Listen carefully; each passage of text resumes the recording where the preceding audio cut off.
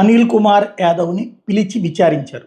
ఏం తేల్చారు అన్నదే ఇప్పుడు అర్థం కావాల్సినటువంటి, జస్ట్ కొంత వేధించాలి అన్న కారణంగా పిలిచినట్టే ఉంది. ఏదైతే ప్రశాంతి రెడ్డిని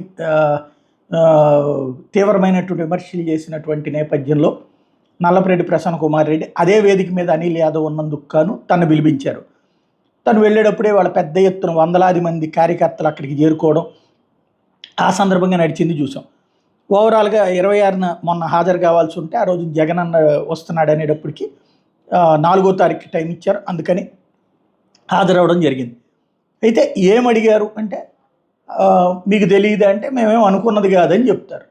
అలాగే అది తప్పనిపించట్లేదా, ఇలాంటి ప్రశ్నలు ఉంటాయి. అవి తప్పనిపించట్లేదా అన్నప్పుడు అది తప్పు ఎట్లా అవుతుంది అన్నారు అనుకోండి, అదిగో చూసారా ఇతను ఇట్లాంటి వ్యవహార శైలి, అది తప్పు అంటే అదిగో నల్లపరెడ్డికి తప్పు అని చెప్పి అనిల్ కుమార్ యాదవ్ అన్నాడు. ఇది రేపు మీడియాకి వచ్చేటటువంటిది ఏమొస్తుంది అన్నటువంటి చూడాల్సి ఉంది.